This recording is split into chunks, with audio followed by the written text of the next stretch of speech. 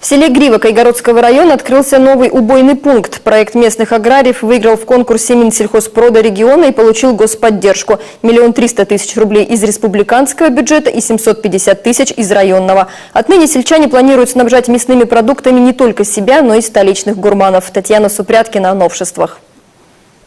Для сельчан открытие нового цеха – настоящий праздник. Подобных предприятий тут еще не было. В помещениях идеальная чистота и порядок. И ни одного намека на то, что это убойный цех. Здесь находится у нас сам убойный пункт. Здесь заводятся животные, производится убой. И далее по рельсовым путям идет следующий цех, это цех созревания мяса. Оборудование новое, производство автоматизированное, поэтому и количество работников минимальное – 3 человека и мастер. Это вакуумная упаковочная агрегаты. Вакуумную упаковку делаем мясо свежее. Замороженное, сейчас пока свежее не отправляем, замороженное. Новое производство построено по принципу 2 в 1.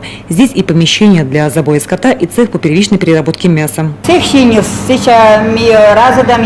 этого цеха мясо мы уже развозим дальше. Если есть заказы, тушки раздаем по бюджетным организациям. А тут вот уже обработку делаем, стоят вот специальные холодильники для хранения.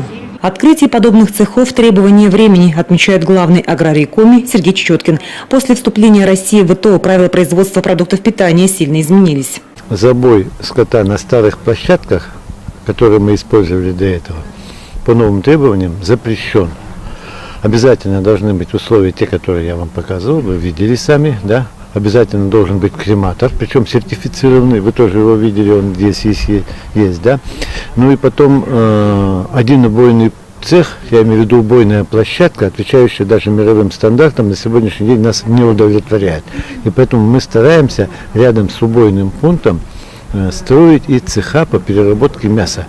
Первичная переработка. К хорошему быстро привыкаешь, отмечают работники цеха. С новой техникой они подружились сразу и уже подумывают о том, как расширить ассортимент. Делаем полуфабрикаты, значит, рубленые, мелкокусковые, крупнокусковые, ну и пельмени.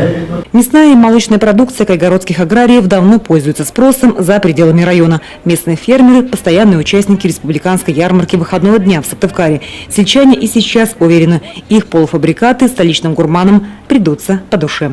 Татьяна Супряткина, Константин Куратов, Олег Жуковский, телеканал Юрган, Кайгородский район.